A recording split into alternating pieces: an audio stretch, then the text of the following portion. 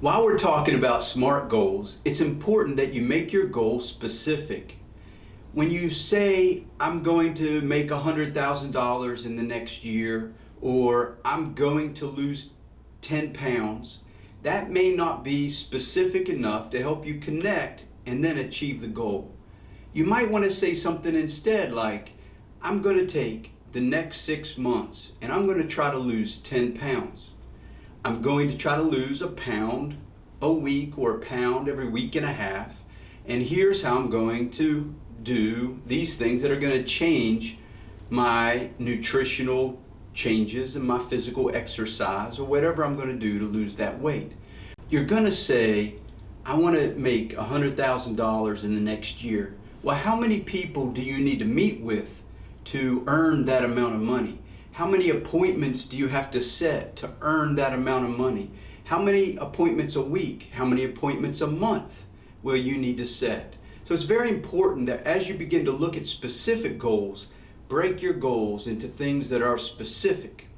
And next, you want to look at measurable. Is your goal measurable? Is it something that you can know in advance what you want to accomplish, and then in a measured way know how many days or weeks or how many hours that you might need to block or commit or invest to achieve and attain that measurable goal? When it comes to an attainable goal, or a goal that we would say a goal that I can truly attain, not a goal that's so big or far-fetched that I'm not going to realistically be able to attain it. You want to look at yourself or look at your company and say, can we achieve this goal in an attainable way over this next measured amount of time? If it's you realize that either because of financial resources or because of the time of the marketplace or the time of the year, that goal might not be attainable in the time frame that you were initially thinking. And that's okay. You want to then just chisel down that goal and make sure that you get it to a place that it's truly attainable. We have definitely learned over the many years that if you don't have a goal that you truly believe that you can achieve and that it's an achievable goal, and that if it's not a goal that can be put into a place of attainableness within what you have in the season that you're in, then you'll find yourself will get very disappointed. You may get discouraged and stop working on that goal. So you want your goal to be attainable. Next, we want to say that your goal needs to be relevant. You want to look at your life and you want to look at where you are in the different places of your business and entrepreneurship journey. And you want to make sure that the goal that you're setting is still relevant to what you care about, to what brings passion, to what brings interest into your life. If you find that the goal is no more relevant to your company or to yourself, say at one point your goal might have been to get as many clients as we can, but other parts of your business, it's not about getting more clients. It might be about making changes in the structure or the back end or the technology. It may need to be adjusted to be relevant to where your company is and where you are in that season of your life. Last, we want to talk about being more of a time-specific or time-bound goal. A goal that you can know is set at a time that you can achieve it. So if it's a time specific, for example, in the next 3 years, I want to grow my business by 20% a year. That is a more time specific goal. Or in the next 8 months, I'm going to try to lose this 10 pounds through a monthly loss of 1 pound a month, or more specific, as we said. So time specific goals are tremendously important, and you need to know as you're achieving your goal that you have milestones that you can look back and celebrate victories that you've had.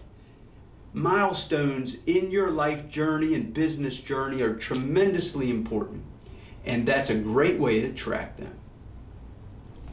There are going to be obstacles, and by defining the obstacles in advance as much as possible, and obviously as you go you'll find new obstacles, but if you can define your obstacles in advance, go through the exercise of dividing and conquering those obstacles. And you'll find, like eating an elephant. How do you eat an elephant? You eat it one bite at a time.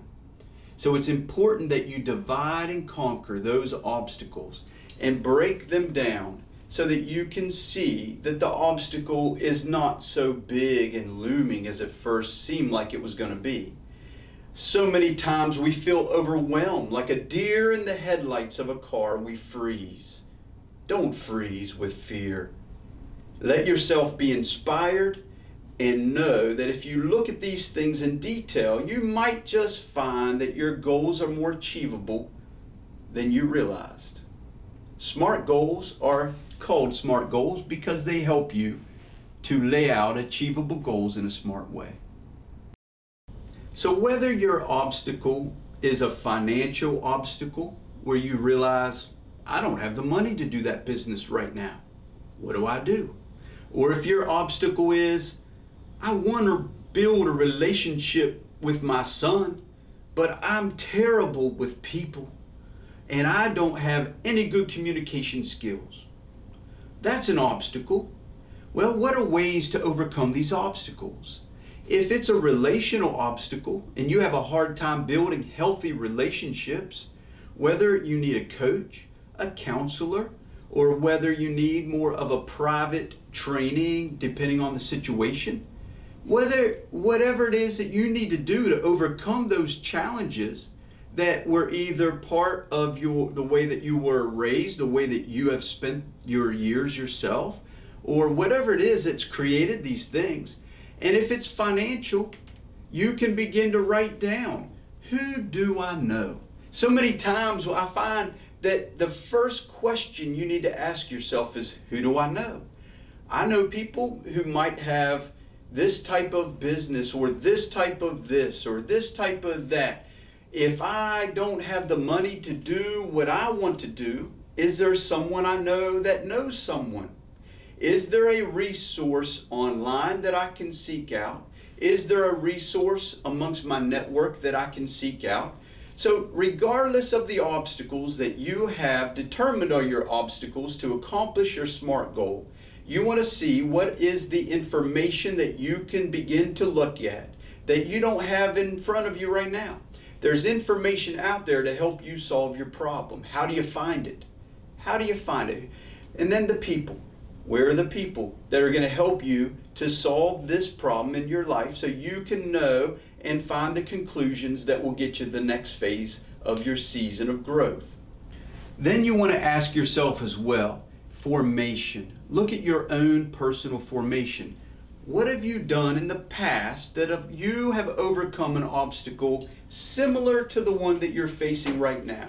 Now I know you don't have an exact example of, I've already raised $5 million and started a company. But if this is the first time you've raised $5 million and started a company, then you will have to say, what are other things that I've done? Whether that was a fundraiser to go on a mission trip when I was in high school, or whether that was, what did I do to raise money last time? What did I learn? How can I learn from my own past experiences and my own challenges, and then expand through knowledge from other people and other resources, and whether that is schooling or simply online reading or a local library visit. So those types of things. So you got people, you got information, and then you have your own personal life journey, formation, and experiences.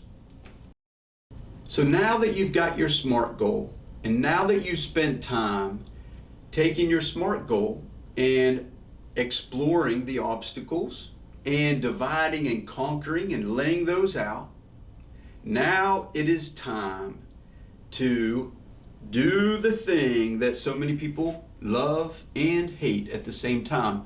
You have to estimate the time it's going to take to achieve your goal.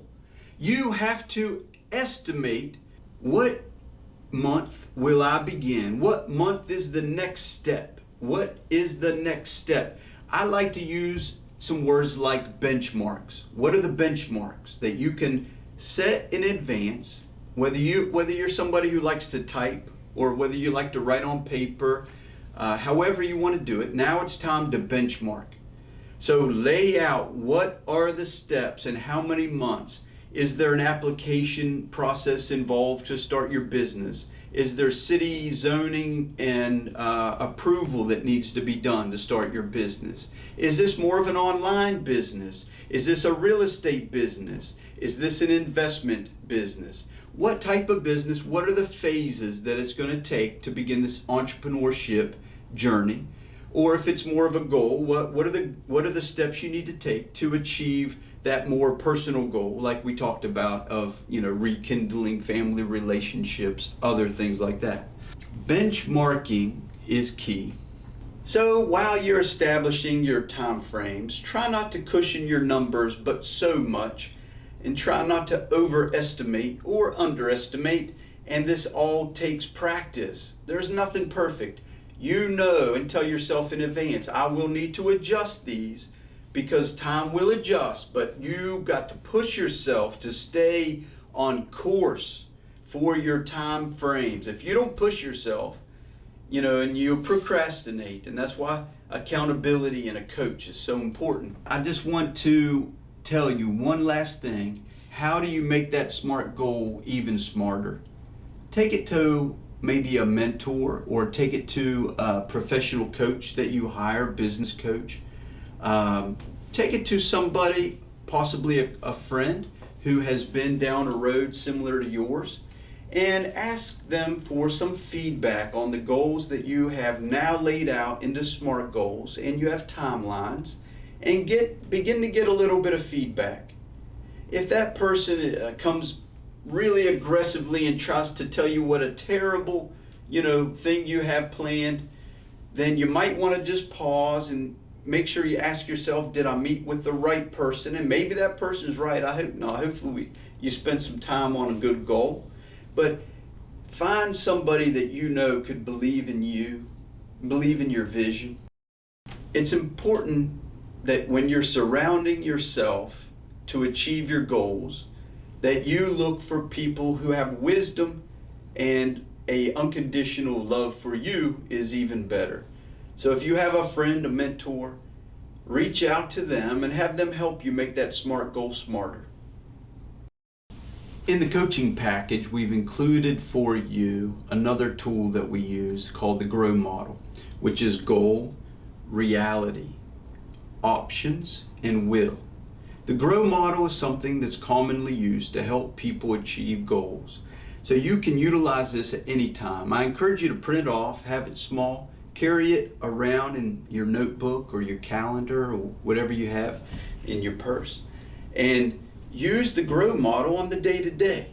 And it helps you to quickly see something you want to do and lay out how you want to achieve it through a reality check right off the bat, and then the options that you can take to achieve the goal, and then the what will you do, what action steps will you now do to achieve the goal. I use the GROW model on a weekly basis with my staff, and then just as a company we utilize this type of thing, and we do it often without even realize that we're doing it, because it's just a natural part of how we accomplish goals. And so I encourage you to try to make this part of how you live your week to week with simple tools like this GROW model included.